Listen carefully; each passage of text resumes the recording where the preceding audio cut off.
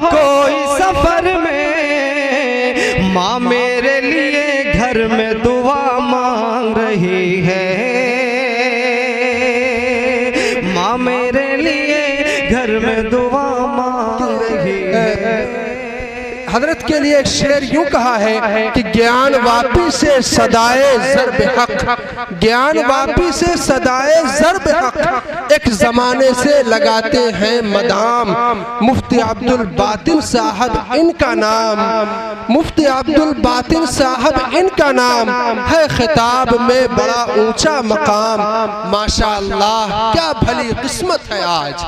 ہم جنگی پور والوں کی، ہم تمام لوگوں کی، ماشاءاللہ کیا بھلی قسمت ہے آج روبرو ہیں آپ کے وہ خوش کلام۔ میں آپ حضرات سے درخواست کرتا ہوں کہ دل جمعی کے ساتھ تشریف رکھیں، اور حضرت مفتی صاحب سے درخواست کرتا ہوں کہ تشریف لائیں اور اپنے بیانات سے ہم سامعین کے قلوب کو مستفیض فرمائیں۔ بسم اللہ الرحمن الرحیم،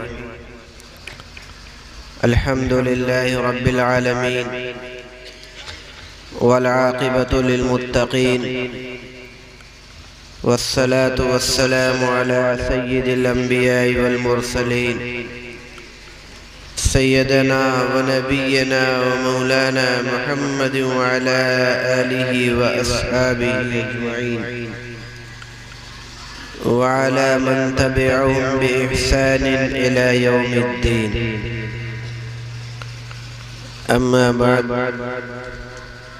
فأعوذ بالله من الشيطان الرجيم، بسم الله الرحمن الرحيم، أم كنتم شهداء إذ حضر يعقوب الموت إذ قال لبنيه ما تعبدون من بعدي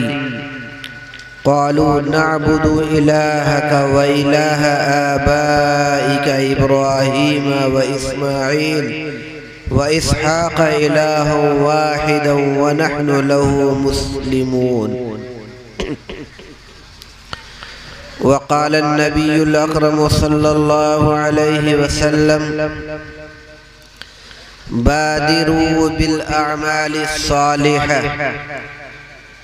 فتكون فتن كقطع الليل المظلم، يصبح الرجل مؤمنا ويمسي كافرا،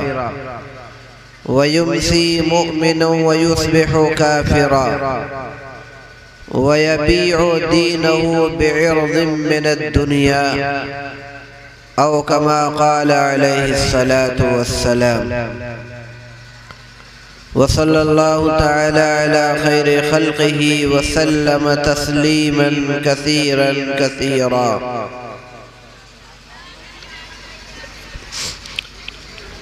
صدر ذی وقار، محترم و مکرم علماء کرام اور معزز حاضرین اور عزیز طلبہ، آپ اس وقت جامعہ دارالسلام کے صحن کے اندر کافی دیر سے عزیز طلبہ کا پروگرام سماعت فرما رہے تھے۔ مختلف نوع کے پروگرام ان عزیز طلبہ کے آپ کے سامنے آئے۔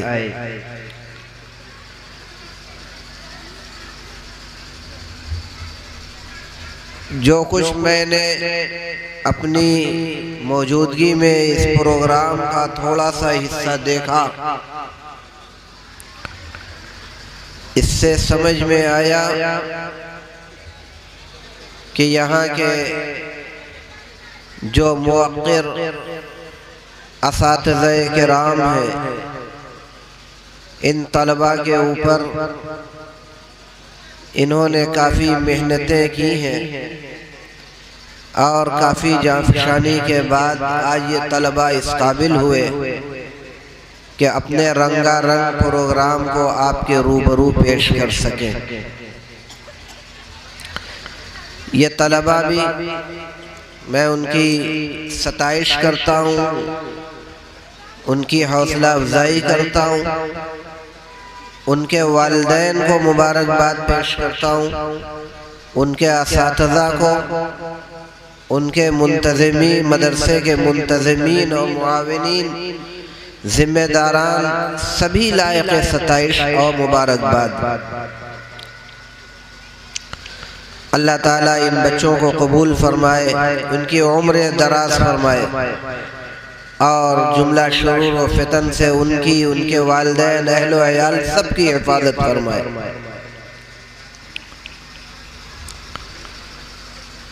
محترم بھائیوں، اس وقت ہم اور آپ جس ماحول کے اندر اپنی زندگی گزار رہے ہیں، وہ ماحول بہت ہی پرخطر اور ایمان کے بقا و تحفظ کے اعتبار سے بہت ہی زیادہ فکر مند کرنے والا ہے۔ اللہ تعالیٰ نے ہم تمام برادران اسلام کو جہاں بہت ساری نعمتیں عطا فرمائی ہیں، ان تمام نعمتوں میں سب سے بڑی نعمت اگر کسی کو کہا جا سکتا ہے تو وہ ایمان کی نعمت ہے۔ ایمان کی نعمت و دولت ایسی عظیم الشان دولت ہے کہ دنیا کی کوئی بھی نعمت اور دولت اس کا مقابلہ اور اس کا ثانی نہیں بن سکتی۔ ہمیں اللہ تعالیٰ کا شکر گزار ہونا چاہیے کہ ایمان جیسی دولت سے اللہ نے ہم کو نوازا، اور نہ صرف یہ کہ شکر گزار ہونا چاہیے بلکہ اس نعمت کی بقا و تحفظ کے لیے ہمیں فکر مند بھی ہونا چاہیے۔ ایسا کوئی عمل اور ایسی کوئی بات نہیں ہونی چاہیے جس کی وجہ سے ہمارا ایمان خدا نخواستہ ختم ہو جائے۔ جس ماحول کے اندر ہم اس وقت زندگی گزار رہے ہیں وہ ویسا ہی ہے۔ اگر ذرا سا بھی آدمی اپنے ایمان کے تعلق سے لاپرواہ اور غافل ہوگا تو وہ دن دور نہیں کہ وہ ایمان کی دولت سے اپنا ہاتھ دھو بیٹھے گا۔ اسی لیے ہمارے بزرگوں نے جہاں بہت ساری ہمیں دینی تعلیمات سے سرفراز کیا ہے، دین کی اہم اور قیمتی باتیں بتلائی ہیں، وہیں ایک بات یہ بھی بتلائی ہے کہ اللہ تعالیٰ سے دعائیں کی جائیں کہ اللہ پاک اپنے فضل و کرم سے ہمارے اس ایمان کو تا حیات قائم و دائم و باقی رکھے۔ اور ایک دعا بھی فرمائی، اور وہ دعا قرآن کریم کے اندر موجود ہے، ربنا لا تزغ قلوبنا بعد اذ ہدیتنا وہب لنا من لدنک رحمہ انک انت الوہاب۔ یہ دعا ہے، بہت جامع دعا ہے۔ اگر آدمی مسلسل اس دعا کے پڑھنے کا اسی نیت اور ارادے سے اہتمام کرے گا کہ ہمارا ایمان آخر تک باقی رہے تو انشاءاللہ اس سے نفع حاصل ہوگا اور موت تک اس کا ایمان قائم و دائم اور باقی رہے گا انشاءاللہ۔ پڑھنے کا اہتمام کرنا چاہیے، ربنا لا تزغ قلوبنا بعد اذ ہدیتنا وہب لنا من لدنک رحمہ انک انت الوہاب۔ جس معاشرے اور ماحول کے اندر ہم زندگی گزار رہے ہیں بڑا ہی پرخطر اور خطرناک ماحول ہے۔ پورے دنیا کے اندر برادران اسلام کے تعلق سے جہاں بہت ساری سازشیں رچی جا رہی ہیں، ان میں ایک بہت بڑی سازش اور منصوبہ اور اس کے لیے بہت بڑی محنت اس بات کی چل رہی ہے کہ ایسا ماحول بناؤ، ایسی باتیں سامنے لاؤ کہ اس کی وجہ سے یہ اپنے ایمان سے ہاتھ دھو بیٹھے۔ ہمارے ایمان کو ختم کرنے کی بھرپور محنتیں اس وقت چل رہی ہیں، عالمی پیمانے پر بھی چل رہی ہیں اور ملکی پیمانے پر بھی چل رہی ہیں۔ ان حالات میں ہماری ذمہ داری بنتی ہے کہ ہم خود اور اس کے ساتھ ساتھ اپنے اہل و عیال، بال بچوں سب کے ایمان کی لیے فکر مند ہو جائے۔ اللہ تعالیٰ نے ارشاد فرمایا، یا ایھا الذین آمنوا قوا انفسکم واہلیکم نارا وقودھا الناس والحجارہ، کہ اے ایمان والو اپنے آپ کو بھی اور اپنے اہل و عیال کو بھی جہنم کی آگ سے بچاؤ۔ اور میں نے خطبے کے اندر جو آیت پڑھی ہے یہ حضرت یعقوب علیہ السلام سے متعلق وہ آیت ہے۔ حضرت یعقوب علیہ السلام جو کہ اللہ تعالیٰ کے جلیل القدر پیغمبر، ان کے والد محترم وہ بھی پیغمبر، ان کے دادا وہ بھی پیغمبر، ان کے بیٹے وہ بھی پیغمبر، پورا کا پورا خاندان پیغمبر اور انبیاء کرام کا خاندان تھا۔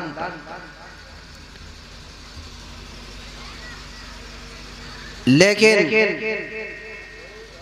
جب ان کی وفات کا وقت قریب ہوا تو انہوں نے اپنے بیٹوں کو اکٹھا کیا اور ایک سوال کیا۔ کیا سوال کیا؟ ما تعبدون من بعدی، میرے بعد تم کس کی عبادت کرو گے؟ یہ کون سوال کر رہا ہے؟ ایک جلیل القدر پیغمبر،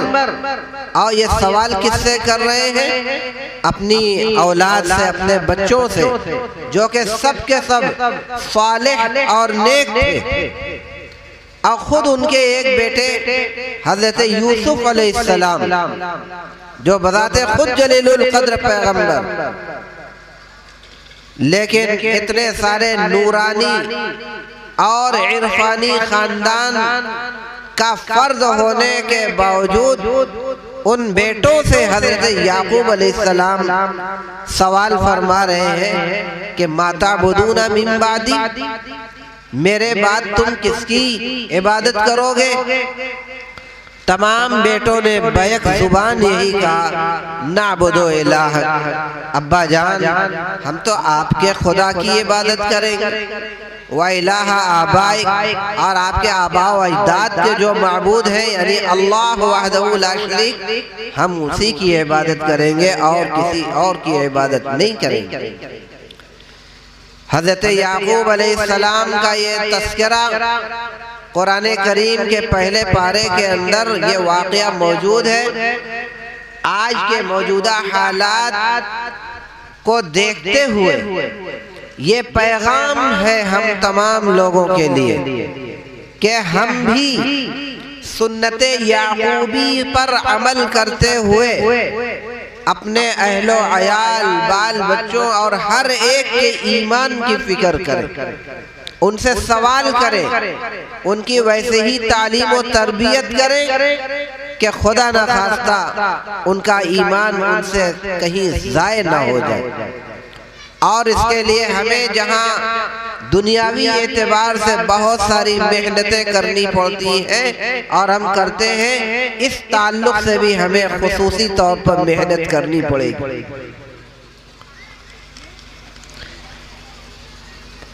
اور آج کے وقت میں تو اور زیادہ ضروری ہے۔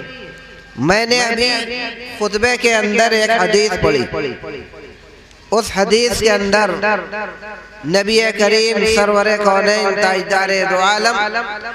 آقا و مولا حضرت محمد الرسول اللہ صلی اللہ تعالیٰ علیہ وسلم ارشاد فرماتے ہیں کہ بادروا بالاعمال الصالحہ، کہ نیکی کے کاموں میں جلدی اختیار کرو، نیکی کا کام کرنے کا دل کے اندر داعیہ پیدا ہو اور فوراً نیکی کا کام کر گزرو۔ کیوں؟ اس لیے کہ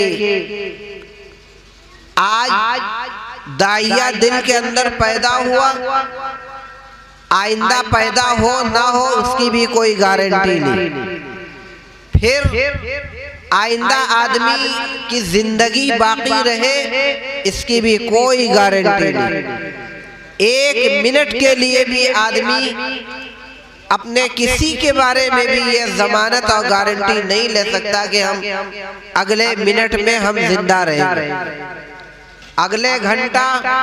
اگلے دن تو بہت بڑی بات ہو گئی۔ اور اگر مان لو آدمی زندہ بھی رہ جائے تو توفیق کا ہونا بھی بہت معنی رکھتا ہے۔ ایسے بہت سارے لوگ ہیں جنہوں نے اپنی پوری نوجوانی کی عمر گزار دی، عبادتیں نہیں کی، پوری جوانی گزار دی، عبادتیں نہیں کیا، اور بعد میں ٹالتے رہے یہاں تک کہ ان کا بڑھاپا آ گیا، اور 70 سال 75 80 سال کی عمر ہونے کے باوجود آج بھی آپ ہر جگہ، ہر گاؤں، ہر علاقے، ہر شہر کے اندر اس طریقے کے لوگوں کو پائیں گے جنہوں نے ابھی تک عبادتوں کا سلسلہ شروع نہیں کیا۔ عمر کا ایک اچھا خاصا حصہ گزر چکا، لیکن ان کی زندگی کے اندر دین ندارت، نام کے مسلمان تو ہیں لیکن ان کی زندگی میں نہ نماز ہے، نہ تلاوت ہے، نہ ذکر ہے، نہ اللہ کی طرف کوئی رجوع، کوئی بھی نیکی کا کام نہیں۔ یہ کیوں ہے؟ اس لیے کہ توفیق نہیں ہو پا رہی۔ اس لیے جب نیکی کا کام کرنے کا دل کے اندر داعیہ پیدا ہو، سب سے پہلے فوراً نیکیوں کا کام کر لیا جائے، ٹالا نہ جائے، کیونکہ ٹال مٹول کرنے میں وہ شوق جاتا رہے، اور توفیق ہو نہ ہو کوئی گارنٹی نہیں۔ آگے نبی پاک صلی اللہ تعالیٰ علیہ وسلم نے فرمایا کہ فَتَكُونُ فِتَنٌ كَقِطَعِ اللَّيْلِ الْمُظْلِمِ، کیونکہ آئندہ زمانوں میں بہت سارے فتنے آئیں گے، اندھیری راتوں کے ٹکڑوں کے مانند فتنے آئیں گے، یعنی ہر آنے والا فتنہ پہلے والے فتنے کے مقابلے میں کہیں زیادہ بڑا ہوا ہوگا۔ آگے فرمایا یُصْبِحُ الرَّجُلُ مُؤْمِنًا وَيُمْسِي كَافِرًا، یعنی یہ فتنے ایسے ہوں گے جو ایمان کو ختم کرنے والے ہوں گے۔ صبح کے وقت آدمی صاحب ایمان ہوگا، شام ہوتے ہوتے کافر ہو جائے گا، ایمان سے ہاتھ دھو بیٹھے۔ شام کے وقت تو کافر مومن رہے گا، لیکن صبح ہوتے ہوتے اپنے ایمان سے ہاتھ دھو بیٹھے گا۔ وَيَبِيعُ دِينَهُ بِعِرْضٍ مِّنَ الدُّنْيَا، اور اپنے دین کو چند ٹکوں کے عوض میں بیچ ڈالے گا، دنیا کے چند پیسوں کے عوض میں بیچ ڈالے گا۔ محترم بھائیوں، بزرگوں، اس حدیث کو ذہن میں رکھ کر موجودہ حالات کے اوپر آپ نگاہ ڈالیں، پوری دنیا میں ہمارے خلاف کیا کیا چل رہا ہے اس وقت، اس پر ایک نگاہ ڈالیں تو آپ کو اچھی طرح سمجھ میں آ جائے گا کہ جس دور کی پیشن گوئی آپ صلی اللہ تعالیٰ علیہ وسلم نے 1450 سال پہلے فرمائی تھی وہ آج موجود ہے۔ ایسے فتنوں کے دور میں ہم اپنی زندگی گزار رہے ہیں، ایسے ایسے تنظیمیں، ایسے ایسے ادارے، ایسے ایسے لوگ، ایسی ایسی جماعتیں، ایسے ایسے ٹولے اس وقت موجود ہیں جو چاروں طرف سے اپنے پیسے بھی خرچ کر کے، اپنا دماغ خرچ کر کے، اپنی محنتیں خرچ کر کے، اپنے اداروں کو قائم کر کے، اپنے افراد کو تیار کر کے مختلف طریقوں سے وہ ایسا ماحول بنا رہے ہیں کہ ایسی فضا بنا دو، ایسا ماحول بنا دو کہ کسی طریقے سے وہ اپنے ایمان سے ہاتھ دھو بیٹھے اور راہ ارتداد اختیار کر لیں، مرتد ہو جاویں اور وہ بے دین ہو جائیں۔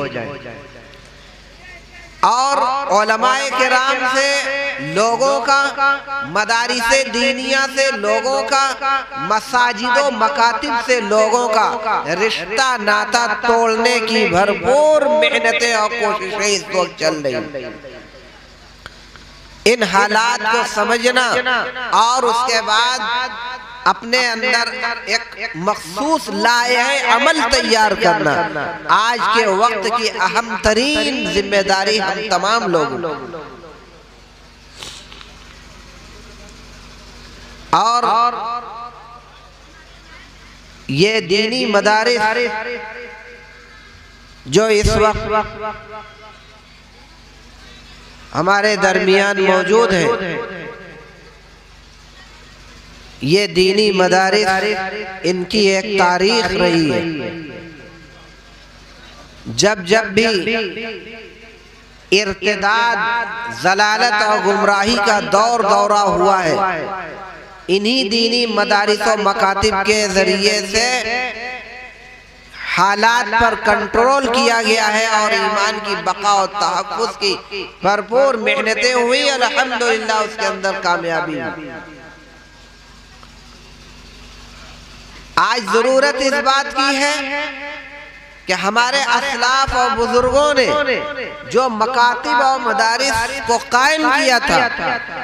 محض اسی مقصد کے تحت کہ ان کے ذریعے سے دین کو عام کیا جائے، ایمان کو عام کیا جائے، جو ایمان والے ہیں ان کے ایمان کی بقا و تحفظ کے لیے محنتیں کی جائیں، انہی مقاصد کے تحت ان مدارس و مکاتب کا قیام عمل میں آیا تھا۔ آج ہماری ذمہ داری ہے کہ ان مکاتب و مدارس کو ہم عروج اور ترقی کی منزلوں تک ہر طریقے سے پہنچانے کی کوشش کریں۔ جہاں مدارس و مکاتب موجود ہیں ان کو ترقی کی منزلوں پر پہنچانا، اور جہاں مدارس و مکاتب نہیں ہیں وہاں قائم کرنا ہم سب مسلمانوں کا یہ دینی فریضہ ہے۔ اور خاص طور سے دیہاتوں کے اندر رہنے والے، جیسا کہ ابھی میں آیا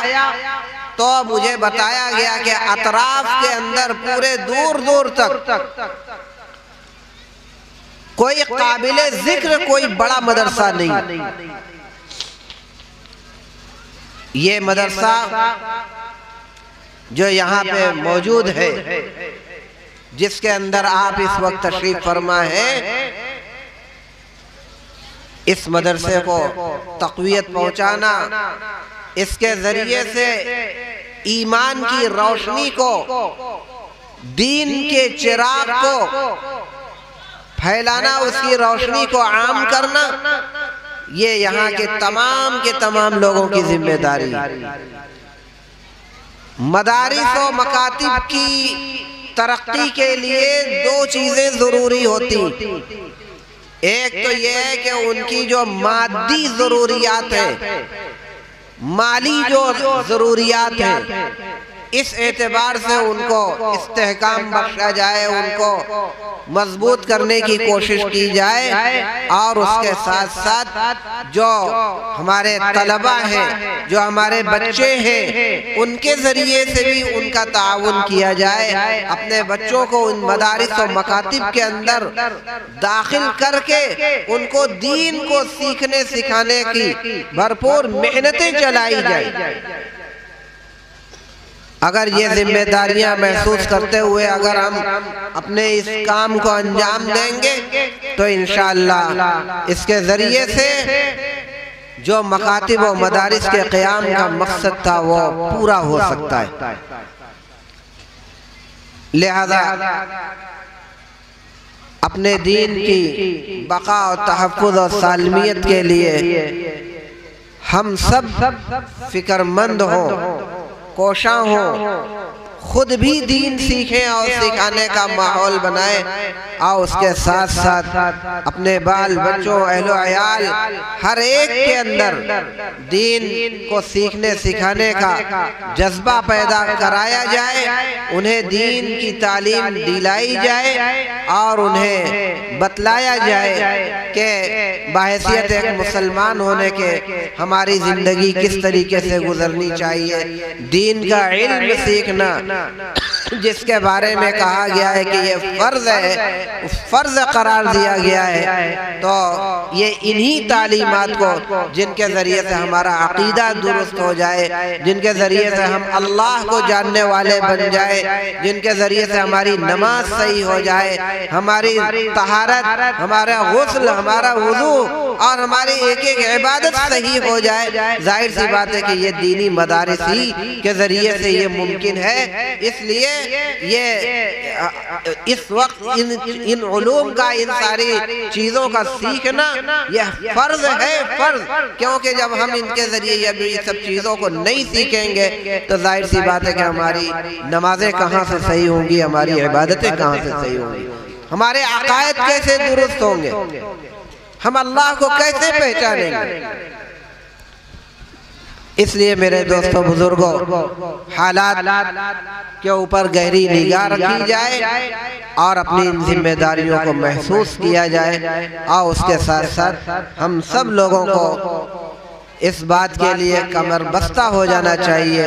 کہ جو کچھ دین کا حصہ ہمارے اندر ہے اس کو باقی رکھنے کی اور عام کرنے کی، اور اپنے اہل و عیال اور بال بچوں تک اپنے دین اور ایمان کو پہنچانے کی بھرپور جد و جہد اور محنت کی جائے۔ اللہ رب العالمین سے دعا ہے ہم تمام لوگوں کو ان ہدایات پر عمل کرنے کی توفیق عطا فرمائے اور موت تک ہم سب کے ایمان کی حفاظت فرمائے۔ آمین۔ وآخر دعوانا الحمدللہ رب العالمین۔